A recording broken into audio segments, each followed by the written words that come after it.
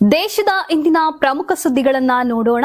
ನಾನು ಸೀಮಾ ಬಂಗಾರಪ್ಪ. ದೇಶದ ಆರ್ಥಿಕ ರಾಜಧಾನಿ ಮಾಯಾನಗರಿ ಮುಂಬೈನ ಬೃಹನ್ ಮುಂಬೈ ಮಹಾನಗರ ಪಾಲಿಕೆಗೆ ಬರೋಬ್ಬರಿ 9 ವರ್ಷಗಳ ನಂತರ ನಡೆದ ಚುನಾವಣೆ ಮಹಾರಾಷ್ಟ್ರದ ರಾಜಕೀಯ ಇತಿಹಾಸದಲ್ಲಿ ಹೊಸ ಅಧ್ಯಾಯವೊಂದನ್ನ ಬರೆದಿದೆ. ಕಳೆದ 3 ದಶಕಗಳಿಂದ ಮುಂಬೈಯನ್ನ ತನ್ನ ಭದ್ರಕೋಟೆಯನ್ನಾಗಿ ಮಾಡಿಕೊಂಡಿದ್ದ ಠಾಕ್ರೆ ಕುಟುಂಬದ ಕೈಯಿಂದ ಅಧಿಕಾರ ಜಾರಿದ್ದು ಬಿಜೆಪಿ ಮತ್ತು ಏಕನಾಥ ಶಿಂದೆ ನೇತೃತ್ವದ ಮೈತ್ರಿಕೂಟ ಐತಿಹಾಸಿಕ ಗೆಲುವು ಸಾಧಿಸಿದೆ. ಈ ಮೂಲಕ ಪಾಲಿಕೆಯ ಚುಕ್ಕಾಣಿ ಹಿಡಿದಿದೆ. ಠಾಕ್ರೆ ಕುಟುಂಬದ ಸುದೀರ್ಘ ಹಿಡಿತದ ಇದೇ ಮೊದಲ ಬಾರಿಗೆ ತಪ್ಪಿದ್ದು ಬಿಜೆಪಿಯ ಮೈತ್ರಿಕೂಟ ಸ್ಪಷ್ಟ ಬಹುಮತ ದಾಖಲಿಸಿದೆ. ಒಟ್ಟು 277 ವಾರ್ಡ್ಗಳ ಬಿಎಂಸಿ ಚುನಾವಣಾ ಫಲಿತಾಂಶ ಹೊರಬಿದ್ದಿದ್ದು ಬಿಜೆಪಿ ಅತಿ ದೊಡ್ಡ ಪಕ್ಷವಾಗಿ ಹೊರಹೊಮ್ಮಿದೆ. ಜೊತೆಗೆ ಮೈತ್ರಿಕೂಟ ಭರ್ಜರಿ ಬಹುಮತ ಸಾಧಿಸಿದೆ. ಒಟ್ಟಾರೆ ಮಹಾಯುತಿ 118 ವಾರ್ಡ್ಗಳ ಮುನ್ನಡೆ ಸಾಧಿಸಿದೆ. ಇದರಲ್ಲಿ ಬಿಜೆಪಿ ಒಂದೇ 86 ಸ್ಥಾನಗಳಲ್ಲಿ ಹಾಗೂ ಏಕನಾಥ ಶಿಂದೆ ಬಣದ ಶಿವಸೇನೆ 32 ಸ್ಥಾನಗಳಲ್ಲಿ ಮುನ್ನಡೆ ಕಾಯ್ದುಕೊಂಡಿದೆ. ಪತ್ರಕರ್ತೆ ಗೌರಿ ಲಂಕೇಶ್ ಹತ್ಯೆ ಪ್ರಕರಣದ ಪ್ರಮುಖ ಆರೋಪಿ ಶ್ರೀಕಾಂತ್ ಪಂಗಾರ್ಕರ್ ಮುಂಬೈ ಮಹಾನಗರ ಪಾಲಿಕೆ ಚುನಾವಣೆಯಲ್ಲಿ ಜಲ್ನಾ ಕ್ಷೇತ್ರದಿಂದ ಸ್ವತಂತ್ರ ಅಭ್ಯರ್ಥಿಯಾಗಿ ಸ್ಪರ್ಧಿಸಿ ಗೆಲುವು ಸಾಧಿಸಿದ್ದಾರೆ. ಫಲಿತಾಂಶ ಘೋಷಣೆಯಾದ ಕೂಡಲೇ ಬೆಂಬಲಿಗರೊಂದಿಗೆ ಸಂಭ್ರಮಾಚರಣೆ ನಡೆಸಿದ್ದಾರೆ. 2017 ಸೆಪ್ಟೆಂಬರ್ 5ರಂದು ಬೆಂಗಳೂರಿನಲ್ಲಿ ಗೌರಿ ಲಂಕೇಶ್ ಹತ್ಯೆ ನಡೆದಿತ್ತು. ಪಂಗಾರ್ಕರ್ ಅವರನ್ನ ಆ ಪ್ರಕರಣದಲ್ಲಿ ಆರೋಪಿಯನ್ನಾಗಿ ಹೆಸರಿಸಲಾಗಿತ್ತು. ಸೆಪ್ಟೆಂಬರ್ 4, 2024ರಂದು ಕರ್ನಾಟಕ ಹೈಕೋರ್ಟ್ ಅವರಿಗೆ ಜಾಮೀನು ನೀಡಿತ್ತು. ಪತ್ರಕರ್ತೆ ಗೌರಿ ಲಂಕೇಶ್ ಹತ್ಯೆ ಪ್ರಕರಣದ ಆರೋಪಿ ಶ್ರೀಕಾಂತ್ ಜಲ್ನಾ ಮುನ್ಸಿಪಲ್ ಕಾರ್ಪೊರೇಷನ್ ಚುನಾವಣೆಯಲ್ಲಿ ವಾರ್ಡ್ ಸಂಖ್ಯೆ 13ರಿಂದ ಸ್ವತಂತ್ರ ಅಭ್ಯರ್ಥಿಯಾಗಿ ಸ್ಪರ್ಧಿಸಿದ್ರು. ಮಹಾರಾಷ್ಟ್ರ ಮಹಾನಗರ ಪಾಲಿಕೆ ಚುನಾವಣೆಯಲ್ಲಿ ಅಳಿಸಬಹುದಾದ ಶಾಯಿಯನ್ನ ಬಿಡಿಸಲಾಗಿದೆ ಎಂದು ಗಂಭೀರ ಆರೋಪಗಳು ಕೇಳಿಬಂದಿವೆ. ಇದೇ ವಿಚಾರವಾಗಿ ಚುನಾವಣಾ ಆಯೋಗವನ್ನ ಲೋಕಸಭೆ ವಿರೋಧ ಪಕ್ಷದ ನಾಯಕ ರಾಹುಲ್ ಗಾಂಧಿ ತರಾಟೆಗೆ ತೆಗೆದುಕೊಂಡಿದ್ದಾರೆ. ಪ್ರಜಾಪ್ರಭುತ್ವದ ಮೇಲಿನ ಸಾರ್ವಜನಿಕ ನಂಬಿಕೆ ಕುಸಿದಿದೆ ಎಂದು ಟೀಕಿಸಿದ್ದಾರೆ. ಎಕ್ಸ್ನಲ್ಲಿ ಪೋಸ್ಟ್ ಮಾಡಿದ್ದು ವೋಟ್ ಚೋರಿಯನ್ನ ರಾಷ್ಟ್ರ ವಿರೋಧಿ ಕೃತ್ಯ, ಚುನಾವಣಾ ಆಯೋಗವು ನಾಗರಿಕರನ್ನ ಗೊಂದಲಕ್ಕೀಡು ಮಾಡುತ್ತಿದೆ ಎಂದು ಅವರು ಆರೋಪಿಸಿದ್ದಾರೆ. ಮುಂಬೈ ಮಹಾನಗರ ಪಾಲಿಕೆ ಚುನಾವಣೆಗೆ ಒಂದೆಡೆ ಐತಿಹಾಸಿಕ ಗೆಲುವಿಗೆ ಸಾಕ್ಷಿಯಾಗಿದ್ರೆ ಮತ್ತೊಂದೆಡೆ ಹ್ಯಾಟ್ರಿಕ್ ಸರಣಿ ಸೋಲುಗಳಿಗೂ ಸಾಕ್ಷಿಯಾಗಿದೆ. ಸಂಸದ ರವೀಂದ್ರ ವೈಕರ್ ಅವರ ಪುತ್ರಿ ದೀಪ್ತಿ ವೈಕರ್ ಸೋಲಿನಿಂದ ಆಘಾತಕ್ಕೊಳಗಾಗಿದ್ದಾರೆ.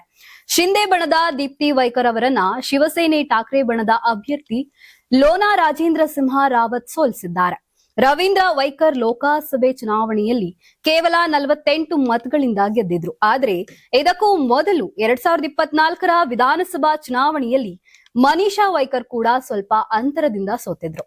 ವೈಕರ್ ಕುಟುಂಬವು ದೀಪ್ತಿ ವೈಕರ್ ರೂಪದಲ್ಲಿ ಮತ್ತೊಮ್ಮೆ ಈ ಕ್ಷೇತ್ರದ ಮೇಲೆ ಹಿಡಿತ ಸಾಧಿಸಲು ಪ್ರಯತ್ನಿಸಿತ್ತು. ಆದರೆ ಮತದಾರರು ಅವರಿಗೆ ಮಣೆ ಹಾಕಲಿಲ್ಲ. ಬಿಜೆಪಿ ರಾಷ್ಟ್ರೀಯ ಅಧ್ಯಕ್ಷ ಹುದ್ದೆಗೆ ಚುನಾವಣೆ ದಿನಾಂಕವನ್ನ ಘೋಷಿಸಿದೆ. ಜನವರಿ 19ರಂದು ನಾಮಪತ್ರ ಸಲ್ಲಿಕೆ ನಡೆಯಲಿದೆ. ಜನವರಿ 20ರಂದು ಹೊಸ ಅಧ್ಯಕ್ಷರ ಹೆಸರನ್ನ ಔಪಚಾರಿಕವಾಗಿ ಘೋಷಿಸಲಾಗುವುದು. ಈಗಾಗಲೇ ನಿತಿನ್ ನಬೀನ್ ಅವರನ್ನ ಪಕ್ಷದ ಹಂಗಾಮಿ ಅಧ್ಯಕ್ಷರನ್ನಾಗಿ ಆಯ್ಕೆ ಮಾಡಲಾಗಿದೆ.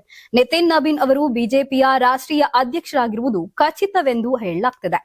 ಅವರು ಪಕ್ಷದ ಅತ್ಯಂತ ದೀರ್ಘಾವಧಿಯ ನಾಯಕರಾದ ಬಿಜೆಪಿ ನಡ್ಡಾ ಅವರ ಸ್ಥಾನಕ್ಕೆ ಬರಲಿದ್ದಾರೆ. ನಿತಿನ್ ನಬೀನ್ ಜನವರಿ 19ರಂದು ನಾಮಪತ್ರ ಸಲ್ಲಿಸಲಿದ್ದಾರೆ. ನಾಮನಿರ್ದೇಶನದ ಪ್ರಕ್ರಿಯೆಯಲ್ಲಿ ಪ್ರಧಾನಿ ನರೇಂದ್ರ ಮೋದಿ ಅವರು ಪ್ರಸ್ತಾಪಕರಾಗಿ ಹಾಜರಿರುತ್ತಾರೆ. ಮಧ್ಯಪ್ರದೇಶದಲ್ಲಿ ಮಹಿಳೆಯರಿಗಾಗಿ ಆರಂಭಿಸಲಾದ ಲಾಡ್ಲಿ ಬೆಹನ್ ಯೋಜನೆ ಈಗ ಸರ್ಕಾರಕ್ಕೆ ಆರ್ಥಿಕ ಸಂಕಷ್ಟ ತಂದೊಡ್ಡಿದೆ. ಮಾಜಿ ಸಿಎಂ ಶಿವರಾಜ್ ಸಿಂಗ್ ಚೌಹಾಣ್ ಆರಂಭಿಸಿದ ಈ ಯೋಜನೆ ಇಂದಿನ ಸರ್ಕಾರಕ್ಕೆ ದೊಡ್ಡ ಹೊರೆಯಾಗಿ ಪರಿಣಮಿಸಿದೆ. ರಾಜ್ಯದ ಒಟ್ಟು ಸಾಲ 4,64,340 ಕೋಟಿ ರೂಪಾಯಿಗಳಿಗೆ ತಲುಪಿದ್ದು ಪ್ರತಿ ವರ್ಷ 27,000 ಕೋಟಿ ರುಗಳಷ್ಟು ಬಡ್ಡಿಯನ್ನೇ ಪಾವತಿಸಬೇಕಾಗಿದೆಯಂತೆ.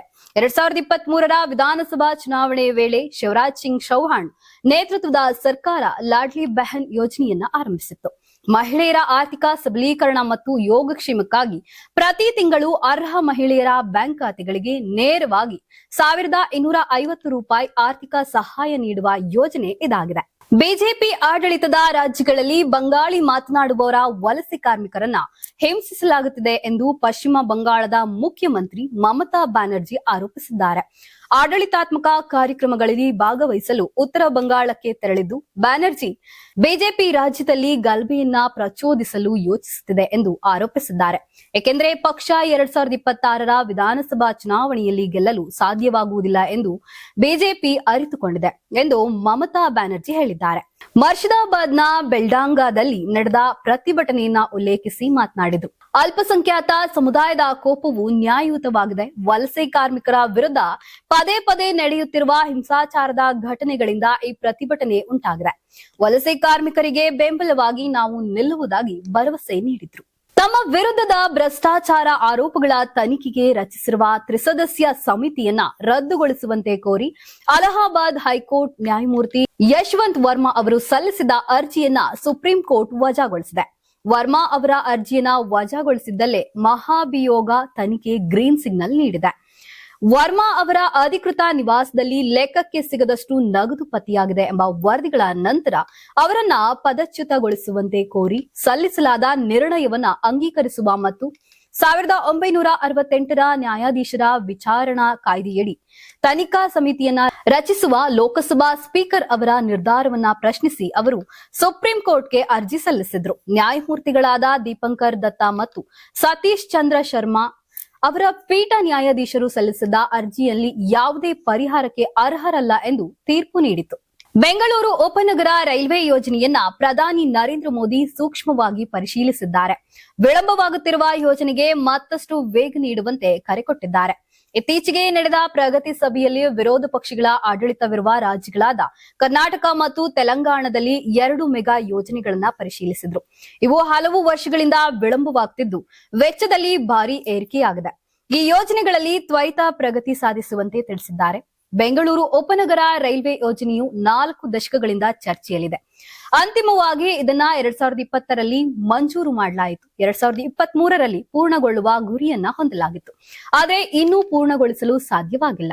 2024ರಲ್ಲಿ ಅಸ್ತಮಾ, ನ್ಯೂಮೋನಿಯಾ, ಶ್ವಾಸಕೋಶದ ಕ್ಯಾನ್ಸರ್ ಮತ್ತು ಕ್ಷಯ ರೋಗ ಸೇರಿದಂತೆ ವಿವಿಧ ಉಸಿರಾಟ ಸಂಬಂಧಿತ ಕಾಯಿಲೆಗಳಿಂದ ದೆಹಲಿಯಲ್ಲಿ 9,000ಕ್ಕೂ ಅಧಿಕ ಮಂದಿ ಸಾವನ್ನಪ್ಪಿದ್ದಾರೆ ಎಂಬ ವರದಿಯೊಂದಿಗೆ ಹೊರಬಿದ್ದಿದೆ.